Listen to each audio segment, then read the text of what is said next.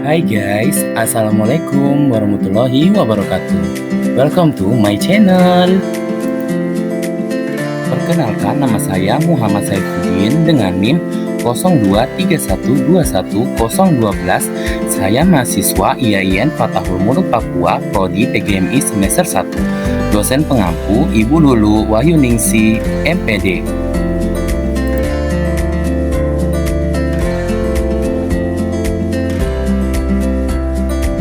Di video kali ini, saya akan menjawab soal UAS dasar-dasar pendidikan. Soal yang pertama, pendidikan yang berkarakter kuat dan cerdas sangat diperlukan dalam pendidikan. Jelaskan pendapat Anda terkait bagaimana cara menjadi pendidik yang berkarakter dan cerdas. Pendapat saya, untuk menjadi pendidik yang berkarakter kuat dan cerdas perlu diberikan beberapa aspek, antara lain: yang pertama, peningkatan kecerdasan. Terus mengembangkan pengetahuan dan keterampilan melalui pendidikan formal dan pelatihan profesional. Mencari peluang untuk meningkatkan pemahaman terhadap mata pelajaran dan strategi pengajaran. 2. Pembinaan karakter. Fokus pada pengembangan karakter dengan memahami nilai-nilai etika, kejujuran, integritas, dan empati. Memberikan contoh yang positif dan menjadi role model bagi siswa. 3. Kemampuan interpersonal. Mengasah kemampuan interpersonal melalui komunikasi yang efektif, mendengarkan dengan empati, dan membangun hubungan yang positif dengan siswa, rekan kerja, dan orang tua. 4. Pengembangan profesional. Selalu terbuka terhadap peluang pengembangan profesional, seperti seminar, workshop, atau kursus tambahan. Mengikuti perkembangan terbaru dalam pendidikan dan menerapkan praktik pengajaran. 5. Refleksi dan pengembangan diri. Terlibat dalam refleksi diri secara teratur untuk mengevaluasi metode pengajaran, memahami kekuatan dan kelemahan, serta mencari cara untuk terus berkembang sebagai pendidik yang lebih baik. 6. Inovasi dan pengajaran.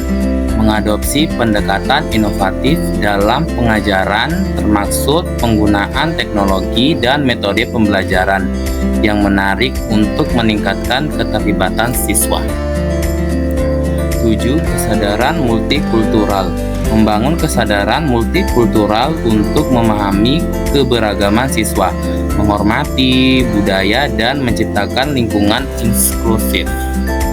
Yang ke-8, adaptabilitas. Bersifat fleksibel dan adaptasi terhadap perubahan dalam pendidikan.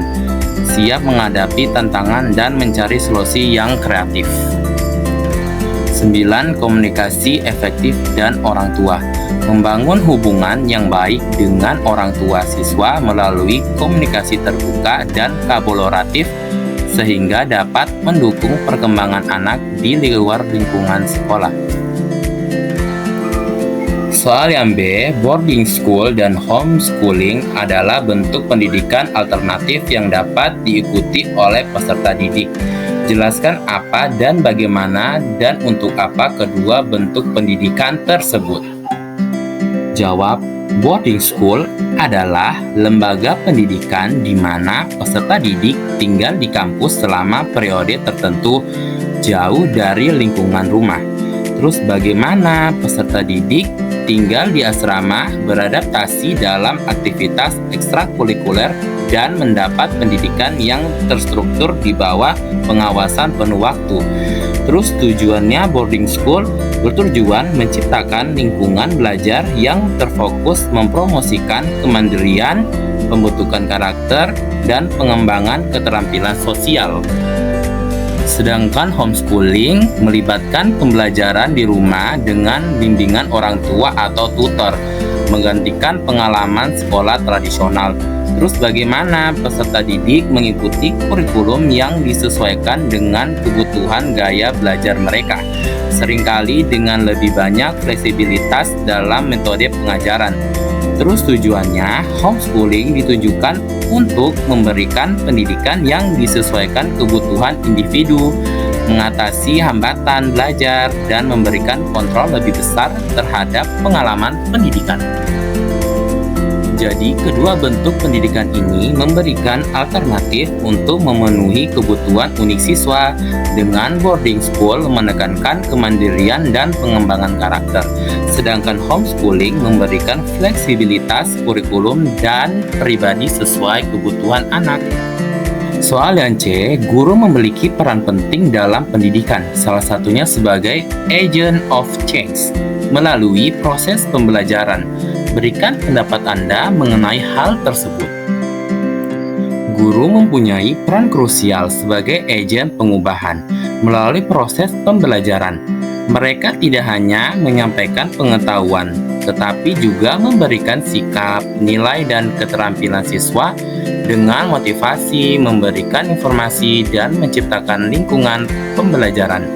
Guru dapat merangsang perubahan positif dan pola pikir dan perilaku siswa. Sebagai agen perubahan, guru dapat memperkenalkan ide-ide baru, mengajarkan pemikiran kritis, dan mendorong siswa untuk mengembangkan kemampuan adaptasi di era yang terus berubah. Dengan mengintegrasikan nilai-nilai positif dan memberikan pemahaman mendalam tentang realitas sosial, guru menciptakan landasan transformasi masyarakat melalui pengembangan generasi yang sadar berkontribusi. Oleh karena itu, peran guru sebagai agen perubahan melibatkan lebih dari sekedar mentransfer informasi, melibatkan inspirasi, membentuk karakter dalam menciptakan kesadaran terhadap perubahan yang diperlukan untuk mencapai masyarakat yang lebih baik. Soal yang D, pendidikan di Indonesia masih tertinggal di negara-negara seperti Jepang, Australia, Jerman, Amerika, dan Korea.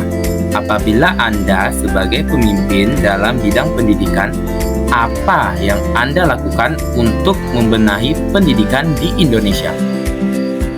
Sebagai pemimpin dalam bidang pendidikan di Indonesia, beberapa langkah yang dapat diambil untuk membenahi sistem pendidikan antara lain. Yang pertama, reformasi kurikulum. Merevisi kurikulum pendidikan untuk memastikan relevansi dengan kebutuhan global dan mengintegrasikan keterampilan abad ke-21 seperti kreativitas, pemecahan masalah, dan literasi digital. 2. Kolaborasi dan komunikasi. Meningkatkan pelatihan dan pengembangan profesional guru, termasuk peningkatan keterampilan penguasaan materi, pembelajaran, serta memastikan penggunaan teknologi dalam pengajaran. Yang ketiga, penggunaan teknologi pendidikan. Memperkuat integrasi teknologi dalam pembelajaran untuk meningkatkan akses dan kualitas pendidikan, termasuk platform pembelajaran online dan sumber daya digital. Yang keempat, pemberdaya sekolah. Memberikan lebih banyak kepada sekolah untuk mengelola sumber daya mereka sendiri, termasuk keputusan terkait kurikulum lokal, pemilihan metode pembelajaran, dan pengelola anggaran. Yang kelima, meningkatkan akses pendidikan. Memastikan akses pendidikan yang merata di seluruh wilayah Indonesia, termasuk mendukung anak-anak di daerah terpencil atau yang kurang mampu.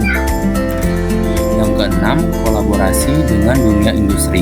Membangun kemitraan yang erat antara pendidikan dan industri untuk memastikan bahwa lulusan mempunyai keterampilan yang relevan dengan kebutuhan pasar kerja. Yang ketujuh, pendekatan inklusif. Pendekatan inklusif untuk memenuhi kebutuhan beragam siswa, termasuk siswa dengan kebutuhan khusus. Yang kedelapan, penelitian pendidikan. Mendorong penelitian dan inovasi dalam pendidikan untuk terus memperbaiki dan mengembangkan strategi pembelajaran yang efektif. Soal yang E, jelaskan pengaruh sosial media terhadap perkembangan pendidikan di Indonesia. Pengaruh sosial media terhadap perkembangan pendidikan di Indonesia. Yang pertama, akses informasi. Dampak positifnya, sosial media meningkatkan akses siswa dan pendidik terhadap berbagai sumber informasi. Pembelajaran dapat mengakses materi pendidikan, jurnal, dan diskusi akademis dengan lebih mudah. 2. Kolaborasi dan komunikasi.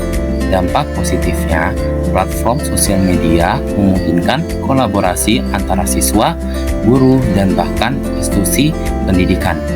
Ini memfasilitasi pertukaran ide, proyek bersama, dan komunikasi yang lebih efisien. Yang ketiga, pembelajaran jarak jauh. Dampak positifnya, sosial media mendukung model pembelajaran jarak jauh. Selama pandemi, misalnya, platform ini memungkinkan kelangsungan pendidikan meskipun terbatasnya akses fisik ke sekolah. Yang keempat, sumber belajar tambahan. Dampak positif, sosial media menyediakan sumber belajar tambahan, video pembelajaran, dan konten edukatif yang dapat meningkatkan pemahaman siswa terhadap materi ajar. Dampak negatif. Yang pertama, gangguan terhadap fokus. Dampak negatifnya, sosial media bisa menjadi sumber gangguan yang menghambat konsentrasi siswa dalam pembelajaran. 2. Konten negatif. Dampak negatifnya, adanya konten negatif atau tidak pantas di platform sosial media dapat berdampak buruk pada moral dan etika siswa. 3. Penyebaran informasi salah.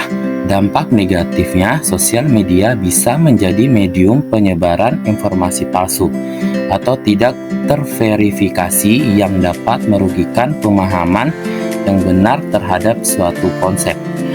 4. Ketergantungan.